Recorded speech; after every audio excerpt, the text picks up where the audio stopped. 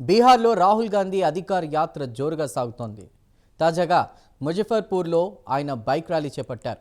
ఈ ర్యాలీలో సోదరి ప్రియాంకను వెనుక కూర్చోపెట్టుకుని రాహుల్ బైక్ నడపడం విశేషం.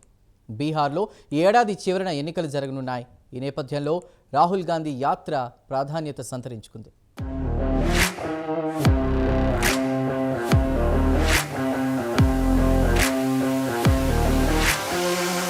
బీహార్లో ఓటర్ జాబితాల ప్రత్యేక సవరణ వివాదంగా మారింది. ఈ అంశం జాతీయ రాజకీయాల్లో దుమారం రేపింది. ఈ నేపథ్యంలో ఓట్ల చోరీపై ప్రజలను చైతన్యపరచడానికి కాంగ్రెస్ అగ్రనేత రాహుల్ గాంధీ ఇటీవల ఓటర్ అధికార్ యాత్ర చేపట్టారు. కాగా తాజాగా ఈ ఓటర్ అధికార్ యాత్ర ముజఫర్పూర్లో జరిగింది.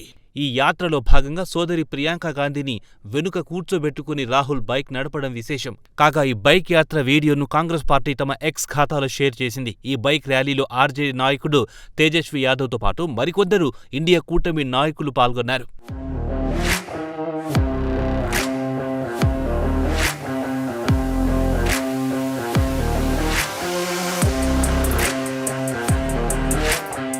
కాగా తాజాగా రాహుల్ గాంధీ ఓటర్ అధికార్ యాత్రలో తమిళనాడు ముఖ్యమంత్రి ఎంకే స్టాలిన్ పాల్గొన్నారు. స్టాలిన్ నాయకత్వంలోని డీఎంకే ఇండియా కూటమిలో కీలక భాగస్వామిగా ఉన్న సంగతి తెలిసిందే.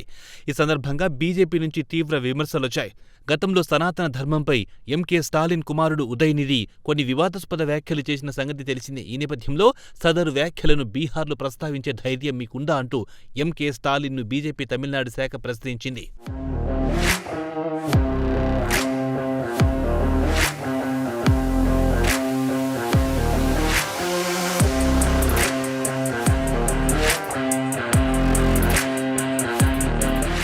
కాగా దర్భంగాలో జరిగిన యాత్రలో తెలంగాణ ముఖ్యమంత్రి రేవంత్ రెడ్డి పాల్గొన్నారు. అలాగే పలువురు తెలంగాణ మంత్రులు కూడా పాల్గొన్నారు.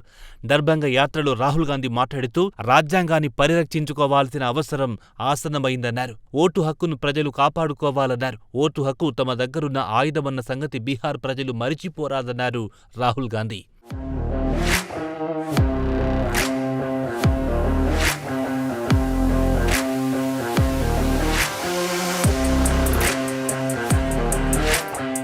బీహార్లో ఈ ఏడాది చివర్లో అసెంబ్లీ ఎన్నికలు జరగనున్నాయి. ఈ నేపథ్యంలో ఇటీవల రాష్ట్రంలో కేంద్ర ఎన్నికల సంఘం ప్రత్యేక సమగ్ర ఓటర్ సవరణ నిర్వహించింది. అనంతరం 65 లక్షల మందిని ఓటర్ల జాబితా నుంచి తొలగించింది. కాగా ఈ ఓట్ల తొలగింపు తీవ్రంగా వివాదాస్పదమైంది. బీజేపీకి మేలు చేయడానికి ఉద్దేశపూర్వకంగా ఎన్నికల సంఘం పెద్ద ఎత్తున ఓట్లను చోరీ చేసిందని కాంగ్రెస్ అగ్రనేత రాహుల్ గాంధీ ఇటీవల ఆరోపించారు. కాగా దీనికి ఎన్నికల సంఘం గతంలో వివరణ ఇచ్చింది. ఇటీవల మరోసారి వివరణ ఇచ్చింది.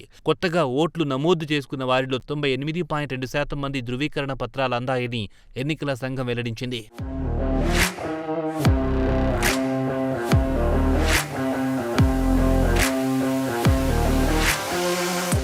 ఓట్ల గల్లంతుపై కాంగ్రెస్ అగ్రనేత రాహుల్ గాంధీ చేసిన ఆరోపణలపై ఎన్నికల సంఘం గతంలో ధీటుగా స్పందించింది. రాజకీయ ప్రయోజనాల కోసమే తమను టార్గెట్ చేస్తున్నారని ఎన్నికల సంఘం అధికారులు ఎదురుదాడి చేశారు. అంతేకాదు ఎన్నికల సంఘం మరో అడుగు ముందుకేసింది. ఈసీపై చేసిన ఆరోపణలకు సంబంధించి కాంగ్రెస్ అగ్రనేత రాహుల్ గాంధీ అఫిడవిట్ దాఖలు చేయగలరా అని కూడా ఎన్నికల సంఘం ప్రశ్నించింది.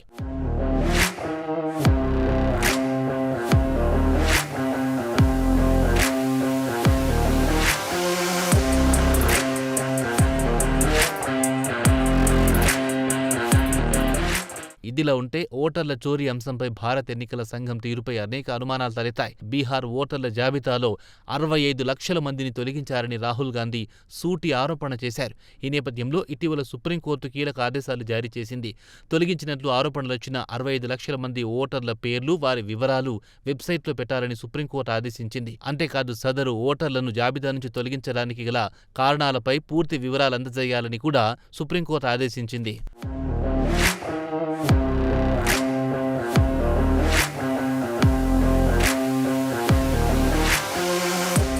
కాగా ఎన్నికల సంఘం ఎన్ని వివరణలిచ్చినా ఓట్ల చోరీ అంశం కేంద్రంలోని ఎన్డీఏ ప్రభుత్వానికి మైనస్గా మారింది. ఈ నేపథ్యంలో ఇటీవల ప్రధాని నరేంద్ర మోదీ బీహార్లో పర్యటించారు. అంతేకాదు కొన్ని వేల కోట్ల రూపాయల విలువైన అభివృద్ధి కార్యక్రమాలను ప్రారంభించారు. పనిలో పనిగా ప్రతిపక్షాలపై మండిపడ్డారు.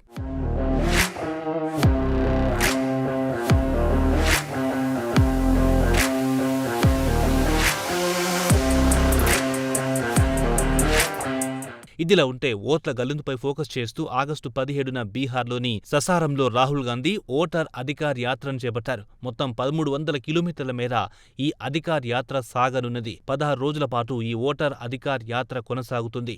సెప్టెంబర్ 1వ తేదీన పాట్నాలో ఓటర్ అధికార్ యాత్ర ముగుస్తుంది. ఈ ముగింపు కార్యక్రమాన్ని ఘనంగా నిర్వహించడానికి ఇండియా కూటమి నాయకులు ఏర్పాట్లు చేస్తున్నారు.